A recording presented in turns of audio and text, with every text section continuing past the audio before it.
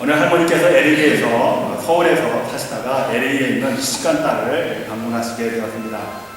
그런데 아침에 일찍 일어나신 할머니께서 깜짝 놀랐습니다. 왜냐하면 딸은 자고 있는데 사위가 일찍 일어나서 혼자 아침 식사를 먹고 또 점심 식사로 샌드위치로 도시락을 싸서 출근하는 것을 보았습니다. 자기 딸을 아껴주는 그 사위가 참 대견스럽기도 하고 또 고맙기도 하고 해서 할머니께서는 야, 내 딸 참 잘 보냈다 이렇게 생각하셨습니다. 일주일이 지났습니다. 이제 LA에서 일주일 정도 지나다가 이번에는 샌프란시스코에 있는 아들 집으로 방문을 하시게 되었습니다. 그런데 똑같은 이른 아침에 일어나 보니까 또 깜짝 놀라고 말았습니다. 왜냐하면 며느리는 보이지 않고 자기가 애지중지 그렇게 키워왔던 이 아들이 아침에 일찍 일어나서 혼자 밥 먹고 또 샌드위치로 도시락을 싸고 출근하는 것을 보면서 참 내 아들 장가문가 며느리가 괘씸해지기 시작했습니다.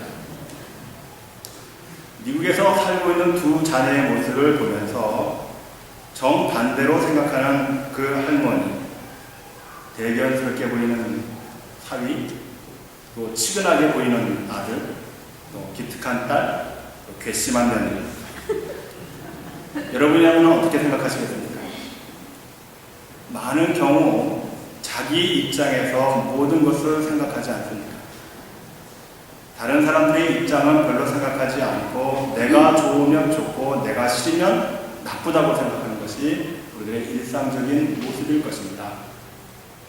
오늘 우리가 읽은 누가복음의 본문의 말씀이 바로 이와 같은 자기 눈에 보기에 좋게 생각하지 않았던 큰 아들이 잔뜩 화가 나서 아버지에게 따지는 그런 이야기입니다. 누가복음 15장에는 우리가 잘 알고 있듯이 세 가지 비유의 말씀이 기록되어 있습니다. 첫째는 잃은 양의 비유가 나와 있고요. 그 다음에 10드라크마의 비유가 있고 그 다음에 이어서 오늘 우리가 잘 알고 있는 집을 나는 이 아들의 이야기, 그 비유의 말씀입니다. 그런데 이 세 가지 비유를 가만히 살펴보면 그 안에는 몇 가지 공통점이 있다는 것을 우리가 깨닫게 됩니다. 첫째는 이 세 이야기 모두가 떠났다는 겁니다. 혹은 잃어버렸던 것이 있다는 겁니다. 그런데 두 번째 공통점은 그런데 이 잃어버린 것을 누군가 열심히 찾고 있다는 겁니다.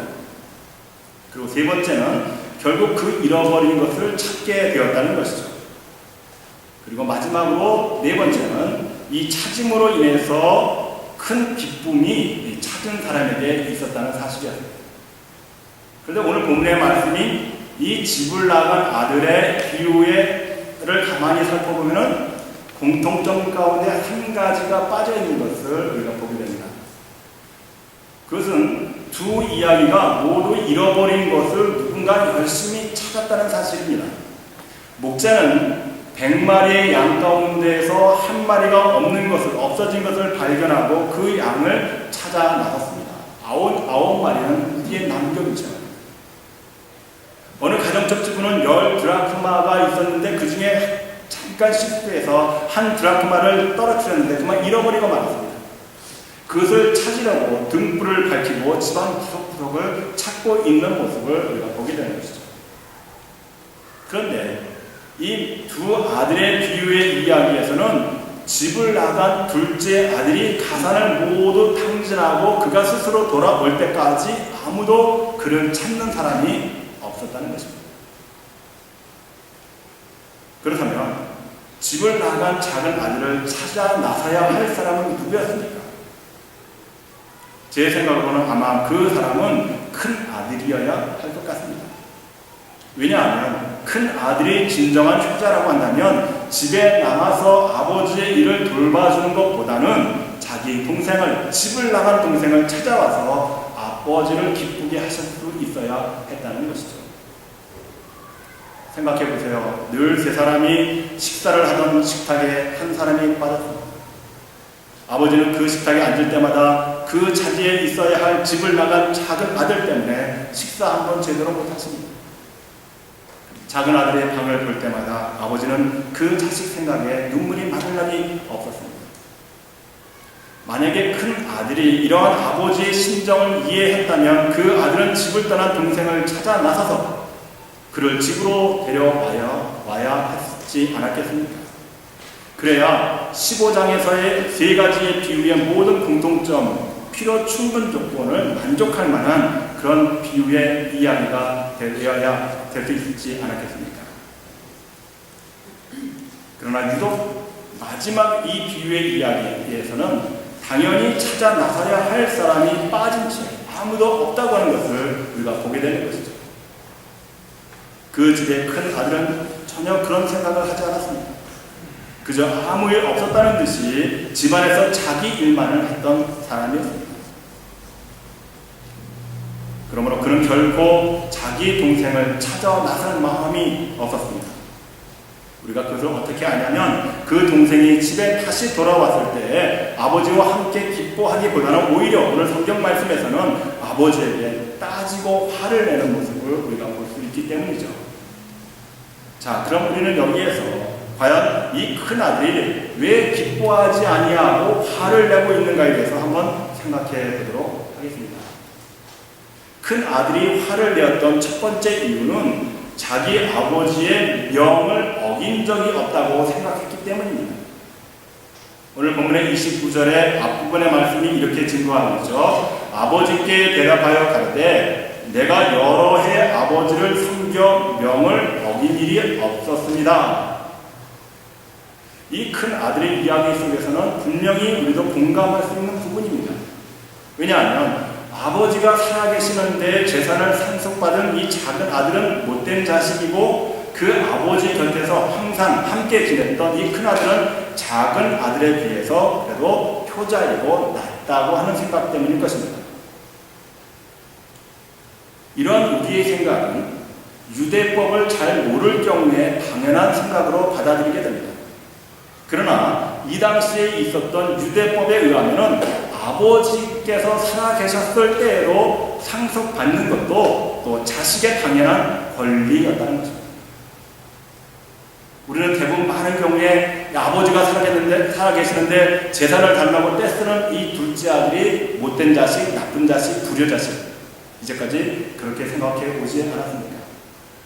근데 여러분 한번 생각해 보시죠. 이 둘째 아들이야말로 자기의 꿈을 펼치기 위해서 아버지가 돌아가시기 전에 자기의 권리를 받아서 세상에 나아가서 한번 자기의 사업이라든지 어떤 일을 해보고자 하는 이 소망이 있는, 그래서 집을 떠난 이 둘째 아들이야말로 만약에 이 둘째 아들이 이 시대에 살았다고 한다면 칭찬받을 만하고 착한 아들이 아니었겠습니까?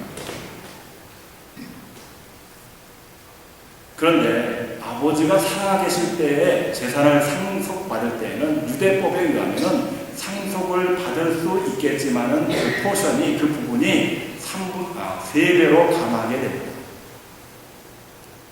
이 가정의 예를 들자면 두 아들이 아버지가 돌아가실 경우에 받을 상속분은 큰 아들이 3분의 2가 되고 작은 아들이 3분의 1이 됩니다. 그것이 이 당시에 유대인의 재산 상속 방법이었습니다. 그런데 그 아버지가 돌아가시기 전에 3배로 준다고 제가 말씀을 드렸으니까 만약에 이 경우에 큰 아들이 아버지가 살아계셨을 때 밖으로 나간다, 재산을 요구했다고 한다면 9분의 1로 줄어버리는 거예요. 그리고 작은 아들의 경우에는 3분의 1을 상속받을 수 있었지만 3배로 준다고 한다면 9분의 1로 주는 겁니다.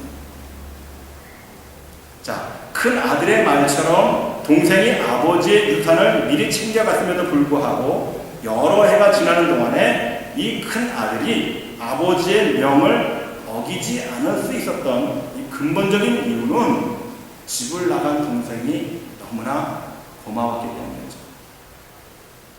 그만큼 자기 재산이 더 늘어난 기쁨이 집에 남아있었던 큰아들의 마음이었습니다.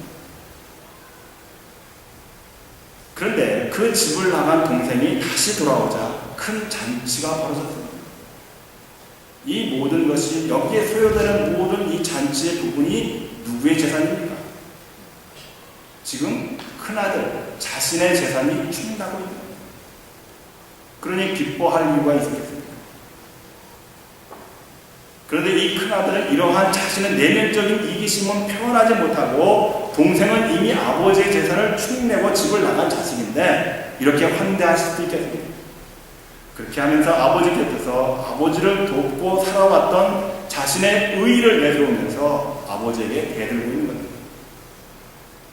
자, 우리는 여기에서 예수님께서 이 비유를 통해서 말씀하고자 하는 의도를 발견할 수 있어야겠죠.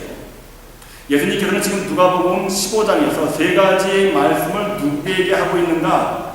누가복음 15장 1절에서 2절의 말씀을 보니까 이 비유의 이야기가 나오기 전에 예수님께서 말씀하십니다. 이 말씀하시는 자리가 어떤 자리인가? 모든 세리와 죄인들이 말씀을 들으러 가까이 나아오니 바리새인과 서기관들이 원망하여 가로되 이 사람이 죄인을 영접하고 음식을 같이 먹는다 하더라. 자, 예수님께서 지금 비유로 말씀하고 있는 이 자리에 죄인과 세리들 그리고 바리새인들과 서기관들이 함께 있었다는 것입니다.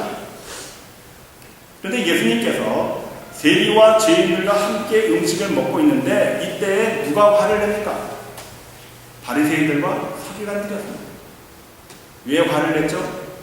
아니, 하나님의 말씀을 선포하는 거룩한 사람이 어떻게 저렇게 더러운 자들과 함께 음식을 나눌 수 있겠는가 하는 생각 때문이었습니다. 음식을 함께 나누려면 우리처럼 평생 의롭게 살려고 노력했던 사람들과 함께 하는 것이 당연하지 않겠는가 하면서 자신들의 의의를 내세우면서 화를 내고 있는 겁니다. 그러니까 이 비유는 바리새인들과 서기관 이 사람들이 큰 아들에 해당되는 것이고 그리고 세리와 죄인은 작은 아들에 해당되고 있다고 하는 것을 우리는 알게 되겠죠. 그 당시 바리새인들과 서기관들은 자신들의 행하는 의로 말미암아 율법을 지키는 일로 영생을 소유할 수 있다고 하는 착각 속에서 살면서 그렇지 못한 세리와 죄인들을 정죄하면서 살아가고 있었던 사람들이었습니다. 그러나 자신의 죄를 깨닫고 회개하는 마음으로 돌아온 둘째 아들은 아버지의 마음을 기쁘게 했지만 늘 아버지와 같이 있으면서 동생을 향한 사랑이 없는 맏아들은 아버지의 마음을 아프게 했다는 겁니다. 즉 바리새인들과 서기관들이 율법을 지키고 의의를 지킨다고 난리법석을 떨었지만 하나님 아버지의 마음은 불편했다는 것입니다. 자, 그렇다면 이 이야기 속에서 우리의 모습을 한번 비춰보시기를 바랍니다. 우리는 어떻습니까? 혹시 여러분들 가운데 저 사람은 틀렸어? 어이구, 예수 믿는 사람이 저렇게 행동할 수 있겠어? 그렇게 말씀하시면서 다른 사람들의 잘못에 대해서 정죄하지는 않으셨습니까? 사랑하는 성도 여러분, 예수님께서 우리에게 원하시는 것은 죄인을 용서하시는 너그러운 마음입니다. 그 죄인이 하나님 품으로 돌아올 때를 기다리면서 기쁨으로 맞이할 준비를 하고 계시는 분이 바로 아버지의 마음인 것이죠. 나의 의의를 자랑하며 다른 이들을 정죄하기보다는 나보다 부족한 사람, 신앙이 부족한 사람을 위하여 넓은 마음으로 그들을 품는 것이 바로 하나님 아버지의 간절한 바람일 것입니다. 그러므로 사랑하는 성도 여러분, 어떠한 사람이라도 내 가슴에 품을 수 있는 큰 마음을 소유할 수 있는 여러분들 되시기를 간절히 부탁을 드립니다. 큰 아들이 화를 내는 두 번째 이유는 자신이 지금 부당한 대우를 받고 있다고 생각하기 때문입니다. 본문의 29절 후반부에서 30절의 말씀해 보니까 내게는 염소 새끼라도 주어 나와 내 것으로 즐기게 하신 일이 없더니 아버지의 살림을 창기와 함께 먹어버린 이 아들이 돌아오매 이를 위하여 살찐 송아지를 잡으셨나이다. 큰 아들의 논리는 너무나 당연했죠. 자, 생각해 보세요. 이미 작은 아들은 아버지를 떠나서 호의호식하면서 지내다가 돈이 떨어져서 돌아온 폐륜아였습니다. 동네가 창피할 지경이죠. 그런데 그런 자식을 위해서는 살찐 송아지를 잡고 동네 사람들에게 잔치를 베푸시는 그 아버지의 마음을 이 큰아들이 어떻게 이해할 수 있었겠습니까? 그렇죠. 자식일 때에는 아버지의 심정, 부모의 심정을 이해하기가 힘들게 됩니다. 그런데 우리가 부모 돼 보니까 내가 자식이었을 때 이제는 그 부모님의 마음을 이해할 수 있지 않겠습니까? 부모의 마음에 10손가락 깨물어서 아프지 않는 손가락이 어디 있겠습니까? 그러니까 예수님께서는 지금 바리새인과 서기관들뿐만 아니라 세리와 죄인들도 나의 자녀, 하나님의 자녀라고 말씀하고 계시는 것입니다. 결코 부당한 대우나 처사가 아니라는 것이죠. 그러나 바리새인들과 서기관들은 이러한 예수님의 행동을 이해하지 못했습니다.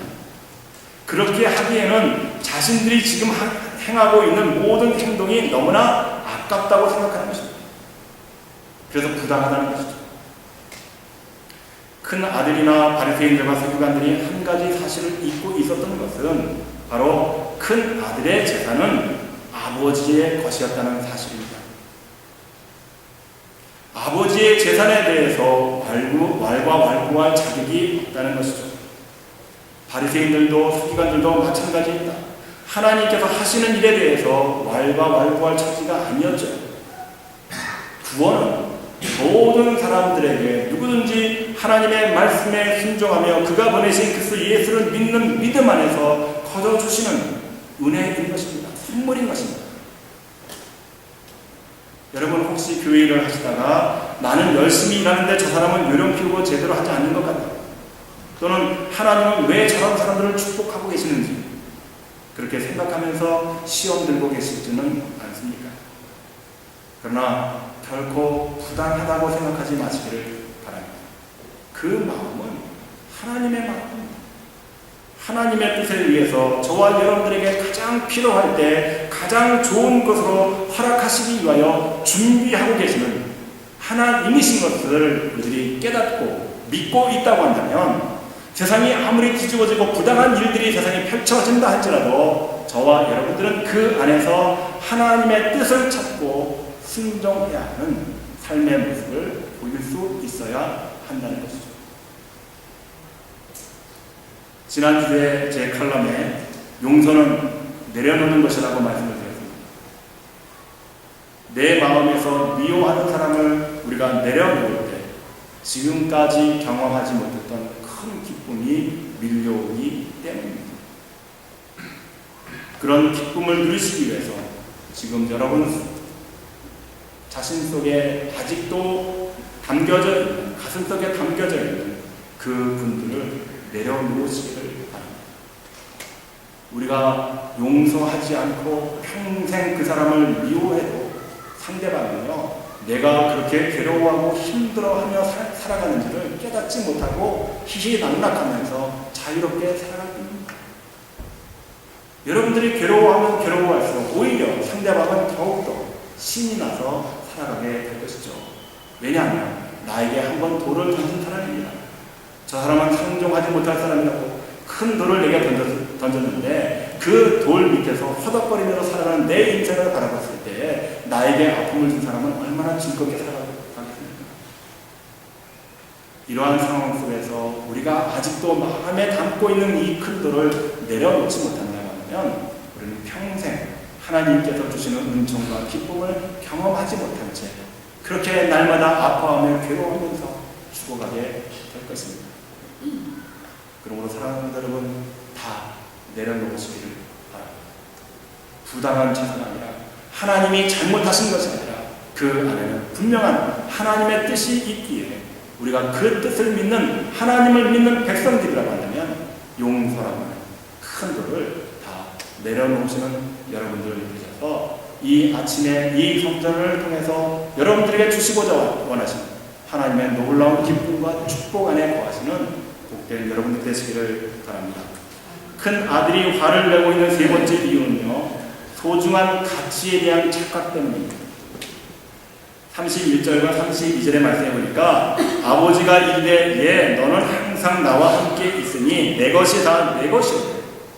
이 내 동생은 죽었다가 살았으며 내가 잃었다가 얻었기로 우리가 즐거워하고 기뻐하는 것이 마땅하다 한다. 아버지는 죽었다가 지금 다시 살아온 이 아들이 얼마나 소중했는지 모릅니다. 그래서 이 아버지는 그 기쁨을 표현할 방법이 없었어요. 너무나 기쁘기 때문에 마을에 큰 잔치를 지금 베풀고 있는 겁니다.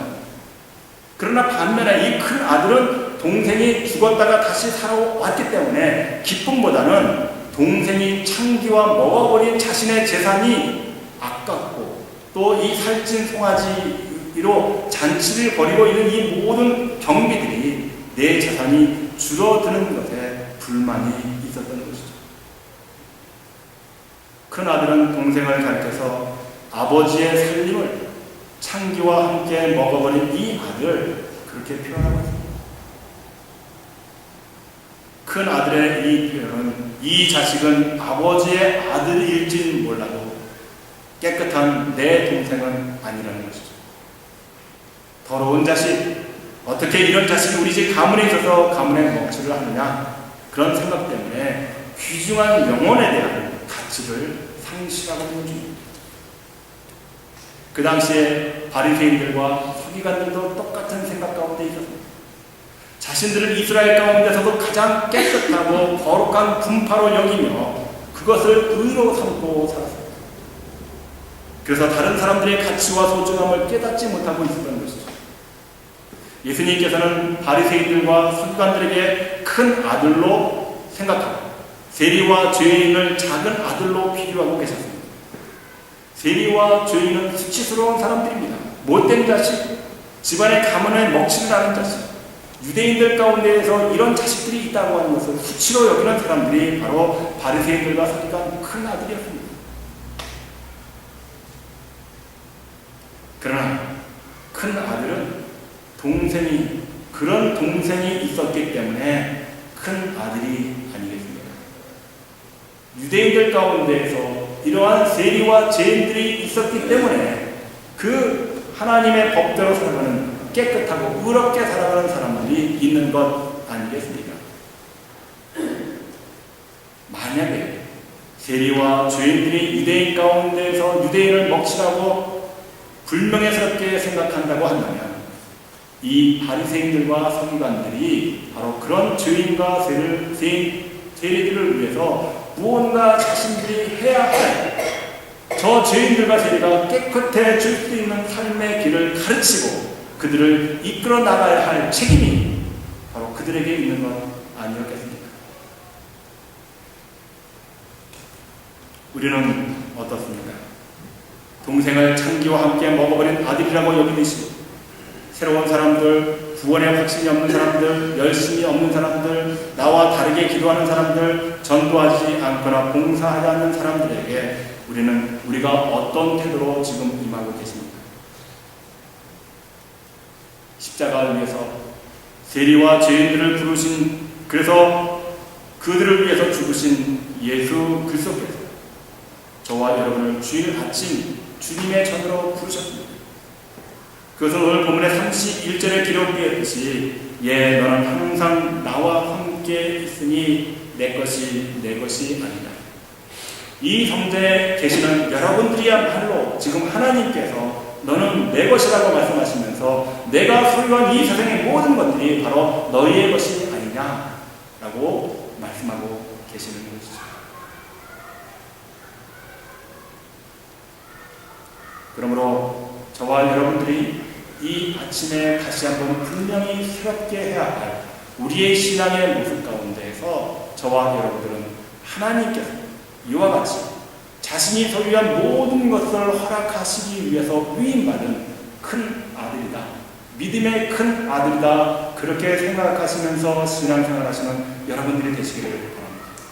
오늘 비유의 말씀에 나와 있는 큰 아들이 아니라 그리스도 예수를 우리가 영접함으로 말미암아 하나님께서 나를 속하여 주시고 나를 구속하신 그 은혜와 사랑에 감사와 감격하는 마음으로 이제는 내 삶도 역시 이 세상의 작은 아들, 세상에 나아가서 방황하고 있는 그 아들을 찾아 나설 수 있는 믿음의 큰 아들들이 되어야 하지 않겠습니까?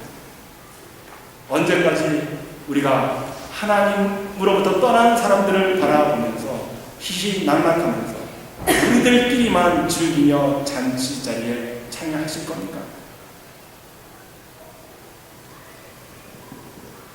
사랑하는 성도 여러분, 그러므로 여러분들은 결코 나는 큰 아들이다, 큰 아들이 잘못된 것이 아니라 찾으러 나서지 않은 것이 그의 인생에 있어서 가장 큰 오점이었다는 것을 명심하시면서, 만약에 저와 여러분들이 큰 아들이고 작은 아들보다 더 많은 상속받을 분이 많다고 생각하신다고 한다면 우리는 집을 나간 사람들을 찾아 나서야 할 때가 아니겠습니까? 만약에 우리가 여기 이 자리에 그냥 머물러 있기만 한다면 우리는 여전히 우리의 인생의 삶 속에 크게 기뻐해야 할 아무런 즐거움도 누리지 못하게 될 것입니다. 그저 내가 차지할 땅, 내가 차지할 소유, 내 몫은 어느 만큼인지 그것만을 계산하면서 혹시 잃어버릴까 두려워하는 마음으로 평생 그렇게 신앙생활 하시겠죠. 그렇게 믿음 없이 자신 없이 신앙생활 하기 위해서 하나님께서는 그리스도 예수를 십자가 위에서 죽이시면서까지 저와 여러분들을 큰아들로 선택하지 않으셨다는 사실입니다. 오늘 저와 여러분들을 믿음의 큰 아들로 부르신 것은 아직도 이 세상에는 구원받지 못하고 죄와 사망의 음침한 골짜기 속에서 헤매고 있는 그 영혼들을 향한 부르심에 합당한 삶을 살기 위한 우리들의 모습을 하나님 아버지께서는 이 시간 우리에게 간절히 바라고 계시는 것은 아니겠습니까? 우리 다 함께 앞에 화면을 보시면서 우리들이 남은 인생 어떻게 살아야 할지 다시 한번 생각해 보시길 바랍니다. 마태복음 23장 11절과 12절의 말씀입니다. 우리 다 같이 큰 소리로 같이 읽겠습니다. 시작. 너희 중에 큰 자는 너희를 섬기는 자가 되어야 하리라. 누구든지 자기를 높이는 자는 낮아지고 누구든지 자기를 낮추는 자는 높아야. 아멘. 여러분들이 큰 아들이 되느냐 작은 아들이 되느냐는 여러분의 선택에 달려있습니다. 어떤 선택입니까? 여러분들이 섬기는 사람이 되느냐 섬김을 받는 사람이 되느냐 거기에 달려있다는 것이죠. 분명합니다. 큰 아들의 믿음의 분량은 하나님 아버지께서 작은 아들보다는 더 큰 분량의 상급이 있다고 하는 사실입니다. 여러분들 모두가 큰 아들이 되셔서 큰 아들로서 다 할 수 있는 사명과 해야 할 일들을 기억하시면서 그때에 하나님의 놀라운 은총과 사랑에 살아가시는 참으로 오늘 누가복음 15장에 나타난 이 큰아들, 믿음이 없는 큰아들이 아니라 다시 우리의 인생의 삶 속에서 하나님의 은혜를 받은 사람들이 다시 써내려가는 그런 큰아들의 믿음의 이야기가 여러분들의 삶 속에서 날마다 이루어지시기를 주의 이름으로 간절히 축원합니다. 기도하시겠습니다. 사랑과 은혜가 풍성하신 아버지 하나님 감사합니다. 오늘 이 시간 속에